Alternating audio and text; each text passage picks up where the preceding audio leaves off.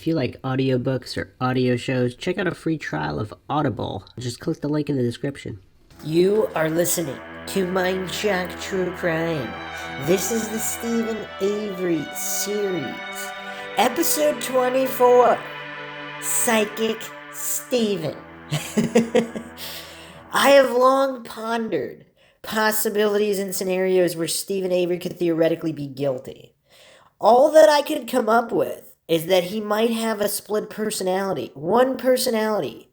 Super mastermind genius, the greatest criminal mastermind in the history of crime, capable of predictions, executions, cover-ups that other criminals could only dream of achieving.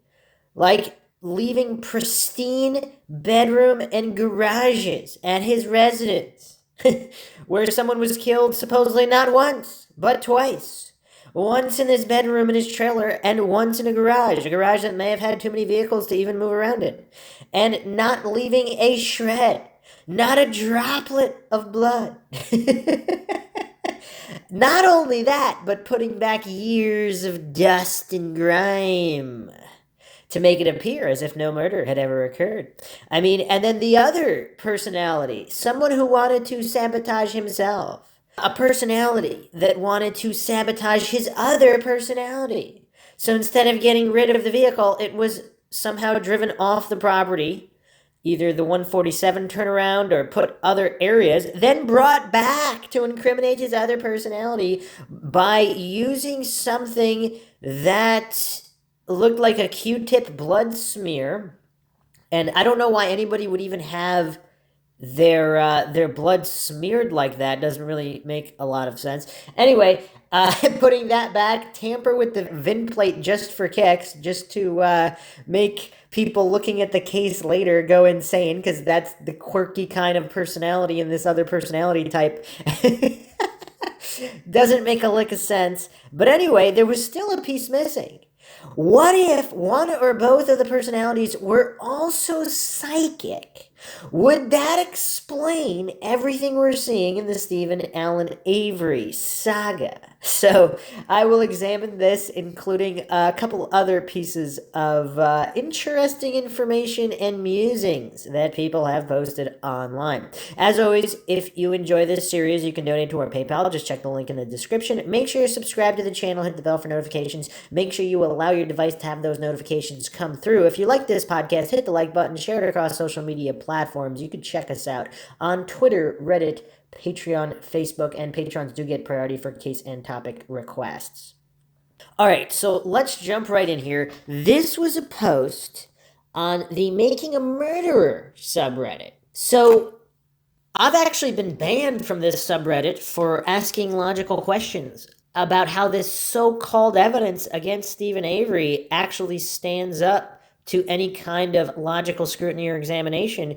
And the triggered coincidence theorists, I don't know what kind of mods there are. This whole community is kind of infiltrated in the same way that the Maura Murray online community is infiltrated by narrative steerers. Same thing happened in Facebook groups. The guilters are just, running around rampant, insulting people childishly left and right, completely bereft of all logic and reason. And for some reason, the mods, I don't know, some of them must be controlled. Some of them are probably not controlled in order to have the community even function. But they always get that one or two in there that just anybody that makes too much sense, they seem to ban. I don't know if the situation's improved, because it seems like posts like these and posters like these would have been banned. I don't even remember when I was banned at some point last year or so. But guilters really, really hate logic and reason. But let's examine this. This is a post by Heel Spider.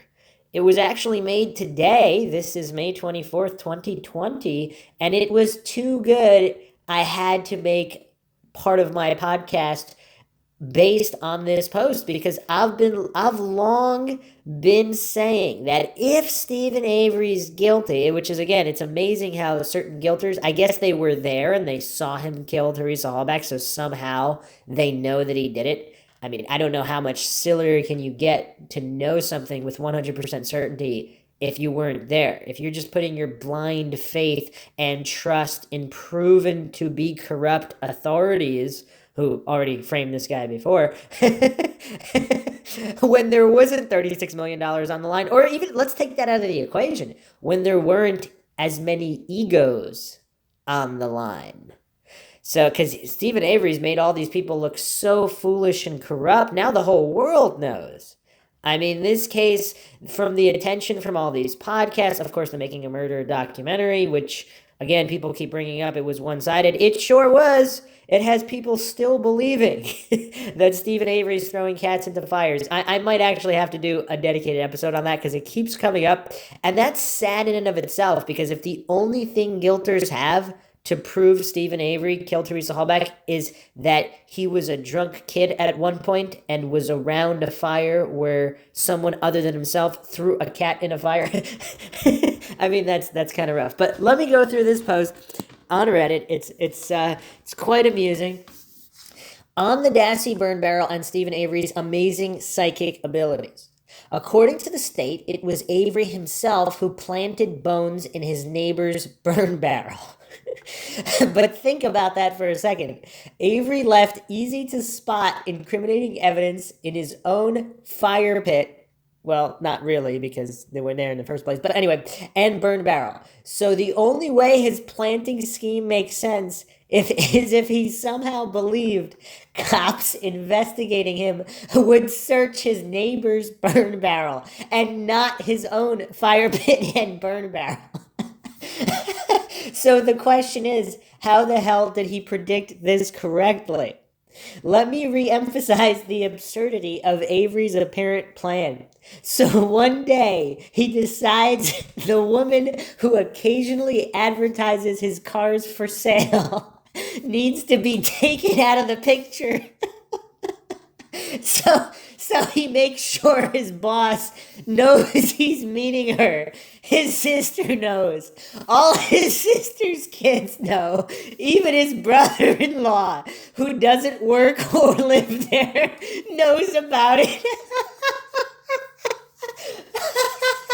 He makes an unblocked call to her phone, so anyone with the phone records also knows about it. When a cop shows up, he rushes out to tell the cop that he met with her. So here we have a guy who has been wrongfully targeted by cops in the past to serious consequences, who considers the local sheriff his only known enemy, who let everyone know he was meeting the victim. So allegedly at this point, he concludes if he leaves a few bones in his neighbor's burn barrel, well, the cops are clearly going to search his neighbor's burn areas and not his. So if he leaves some bones there, they'll arrest one of them, quit investigating him, and never wonder what happened to the rest of the bones. Now for the truly bizarre part. Avery's prediction the cops would choose to investigate his neighbor's burn areas and not his own was almost completely true. If it wasn't for two lone wolf Manitowoc cops, it would have been true. The two agencies conducting the investigation, the next door county and the state police, did in fact confiscate the neighbor's burn barrels, while allegedly not once ordering a search of either of Avery's own two burn areas over the course of several days. How did Avery so eerily predict that the cops would only be focused on his neighbor's burn areas? And not just his neighbor, I mean, this is his sister. So he wants to frame his sister. And this post didn't even address his $36 million lawsuit. So he's sitting around, he's got 36, obviously he probably wouldn't have gotten the full 36 mil. But I mean, it doesn't matter what percentage. I don't know what the average percent he would have gotten, whether it'd be 1 mil or 10 mil. It's irrelevant. He's got money coming. So he's sitting around, he has nothing better to do than decide that the woman who occasionally advertises his cars for sale needs to be taken out of the picture. Oh man. So again, which personality is this? Does he have three personalities? One of them is a criminal mastermind genius. One of them wants to frame himself, and one of them is psychic and is occasionally playing games with one of the other two personalities. Does that make the state's case make sense? Can we make sense of the state's case against Stephen Avery here? And this is even really without bringing Brendan Dassey into the picture, because I don't know how all that fits. But anyway, so this post really, really accentuates the intricacies of Avery's multiple personalities if he's guilty. In order for him to be guilty.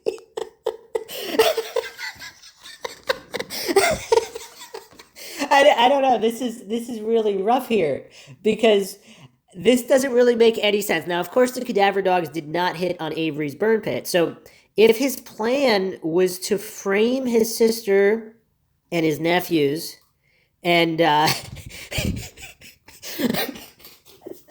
oh man, it's really rough, because how would he have put it all together? And it seems like it would have been put together quite quickly, because this photographer, if he also, I mean, some people say he was blocking, he made blocked call numbers, but he also made unblocked numbers. So he wanted to make sure this was, so which personality was trying to frame him. And again, even if all of this is true, and he does have all these different personalities, one, the greatest criminal mastermind genius in the history of crime, one, this just incredible psychic who just knows all these things, wants to frame him for whatever reason. So this was hatched quite quickly. And he wanted, or at least one of the personalities wanted, everybody to know about this. And what's the Brendan Dassey connection? Did this psychic personality also know that, that somehow certain investigators would coerce him into the confession? Now, by the way, I find the ridiculousness of all this very, very humorous, because it's so off the wall bizarre what the state would have everybody believe in order for it to line up according to logic and reason and science. Obviously, this is as tragic as it gets. With, if Teresa Hallback is really dead, that's very tragic, obviously, and also that these two guys are sitting in prison, or even Brendan Dassey. If some people believe Steven Avery's guilty, Brendan Dassey is innocent. So in either of those scenarios, or both Steven Avery and Brendan Dassey are innocent, these people have been sitting behind bars for a very long time due to this wrongful conviction. I mean, even if they're guilty, it's still a wrongful conviction, because there's still no actual evidence. I mean, the law works the way that it works. All these guilters, for whatever reason, they're advocating for some kind of North Korean justice system where it's just, there's no evidence required. You can just lock people up if you think they're guilty. And, or let's say you know they're guilty, but you can't prove it. So even guilty people with no evidence against them should all be thrown in prison. And for whatever reason, there's just no logic of any kind in how dangerous that is. Because if that's the law, that means countless innocent people can also be put in prison if you're not requiring evidence. So whether someone is guilty or innocent is irrelevant to the point of should evidence exist to convict somebody.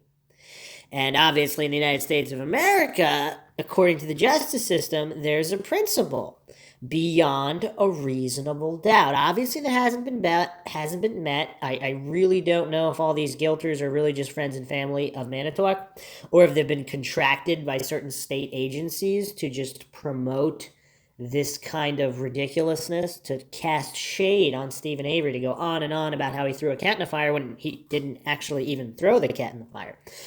So anyway, this case, obviously beyond tragic, but the ridiculousness of what the people are being asked to believe to match all these pieces together of Ken Kratz and the state's narratives.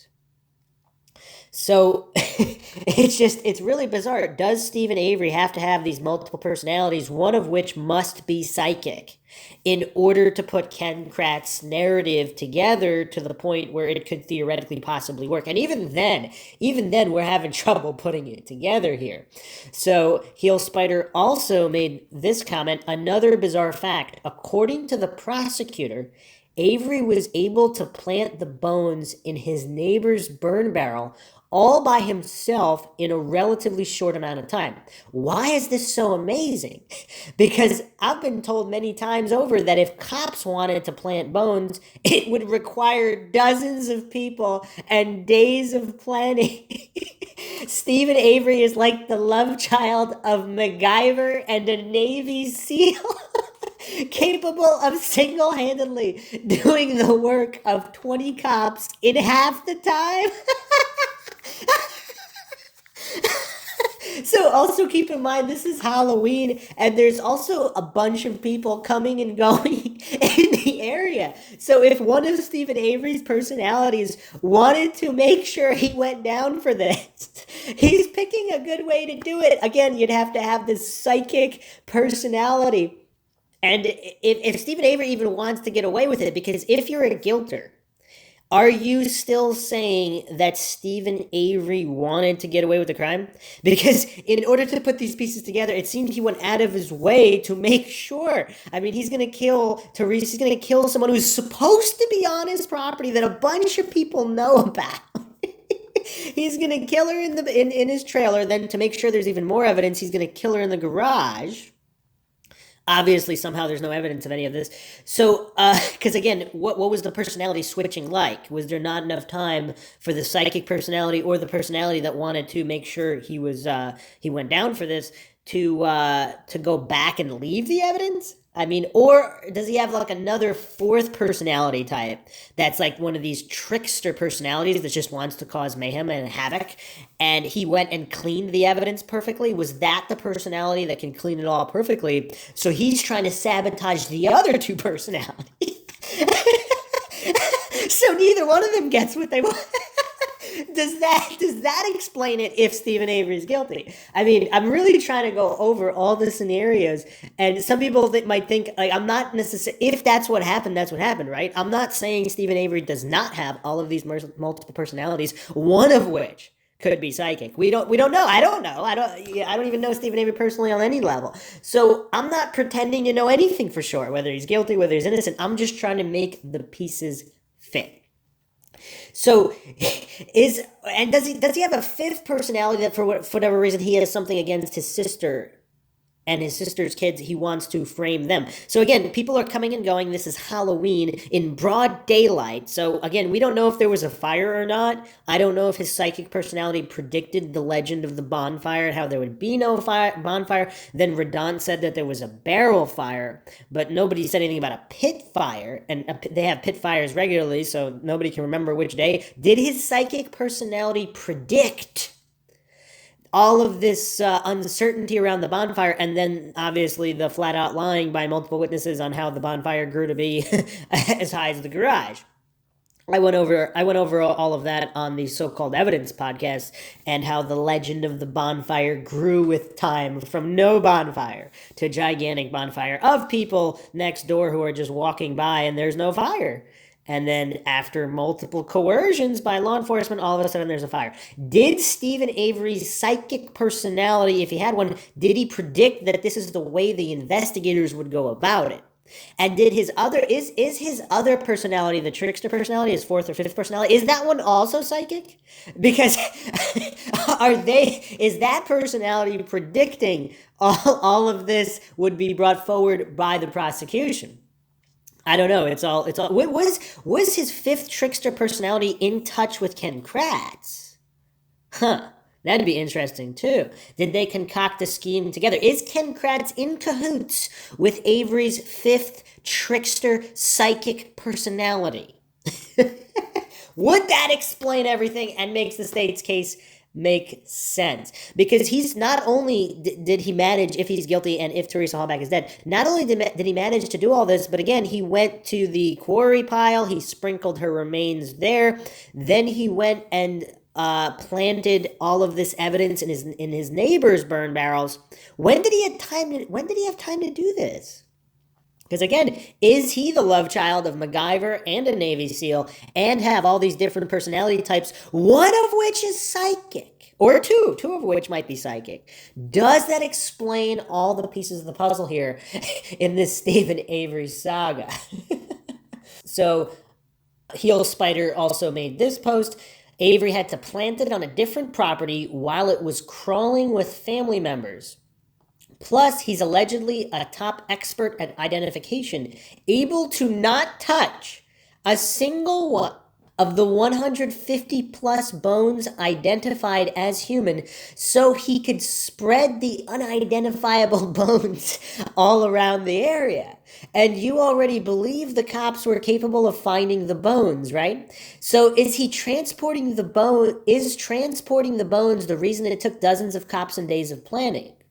Seems to me you just put them in your vehicle and drive. Okay, the other point here, of course, is that there were fingerprints in the RAV4, obviously never tested. I mean, there might have even been hair samples in the RAV4, never tested. So, again, were they intentionally not tested? In the previous episode, EDTA, I went over the FBI's procedures. People also pointed out that when the FBI went over the vehicle, they did not collect the blood. The blood was sent to them apparently by Sherry Culhane or someone from the state crime lab. So they had to trust that those were indeed the samples. Of course, I went over this in the previous sample. A lot of faith going around, not a lot of science. A lot of faith, though. So anyway, Avery's fingerprints were not in the RAV4. So again, he is a master. He's allegedly a top expert at identification. The love child between MacGyver and a Navy SEAL. Oh man, heel splitter, you are on point. All right, so someone asked, who said he planted the bones in the barrel? Is it not possible that he used the barrel? Okay, heel spider's response was this: the bones were burnt to the same degree as the other bones. Besides, how the expletive did Barb and Scott and Blaine all notice Avery had a fire and not notice their own barrel?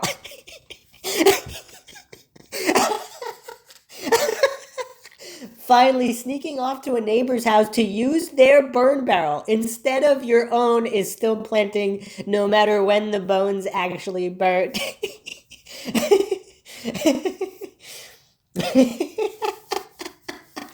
Oh man. Oh man. Okay.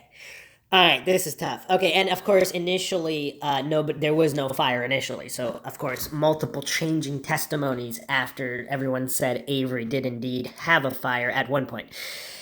Now, other people believe, of course, that he just used his own burn pit and then he just spread the remains everywhere. So I guess he's trying to. So one of the personalities is wanting to make sure he went down. Did he switch personalities to the other psychic personality that knew the police would be searching his neighbor's burn barrels for no reason?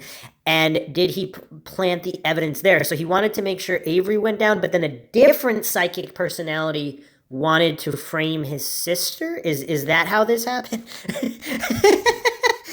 It's very difficult to try to make sense of the state's allegations against Steven Avery. How a jury bought it, of course, that's a topic for another podcast in and of itself, with all the jury members threatened and all of that other weird business that went down.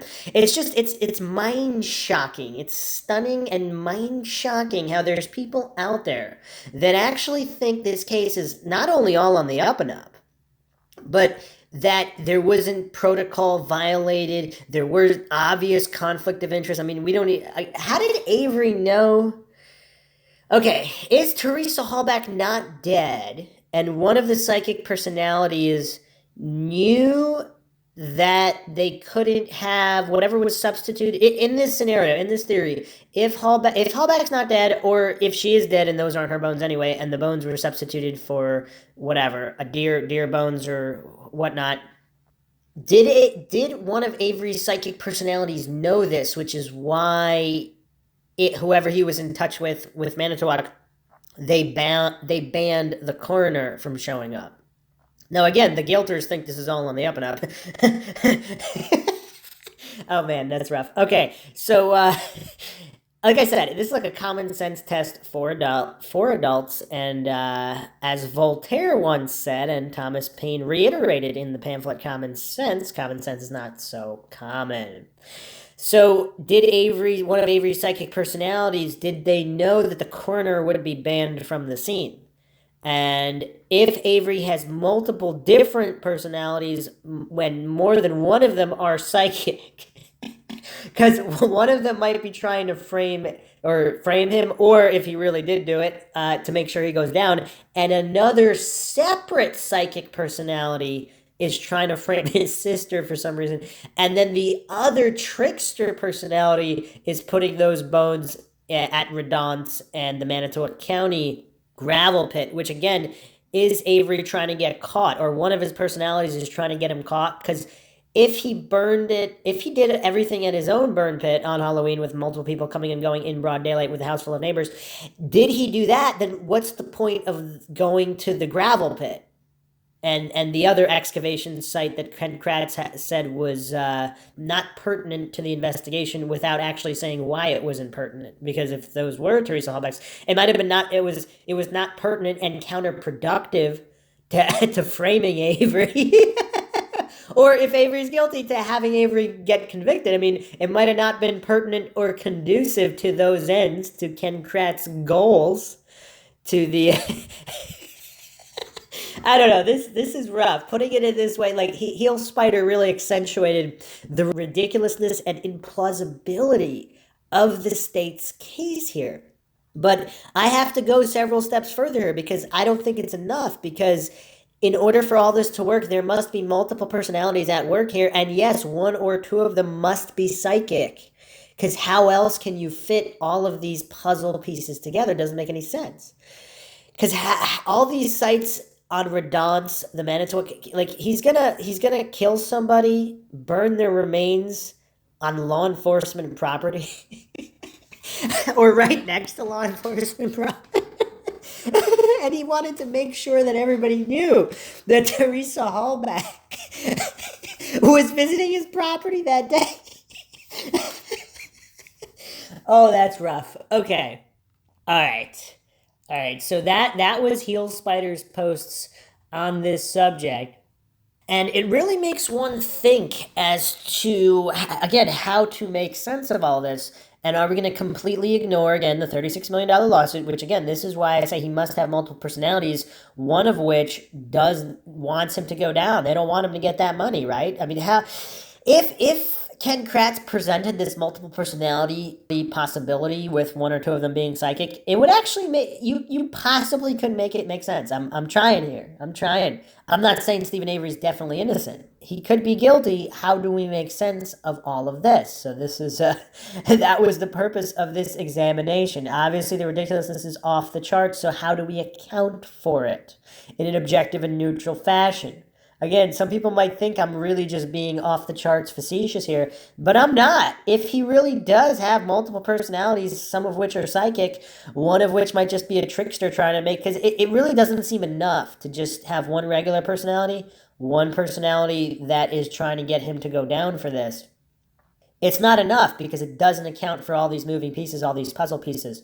Again, the Janda burn barrels and all of these things, the sites at Redonce and the Manitowoc gravel pit. It's just, you have to account for all these things. You can't just pretend they don't exist. I mean, hiding your head in the sand and saying, we have to take it on blind faith that this was it. No, if you're doing objective, logical, neutral, scientific investigation, you can't just ignore all of these elephants in the room. I mean, there's more than one elephant here. There's a whole bunch of elephants. How do we account for that? Are multiple personality types, some of which were psychic, is that the answer here?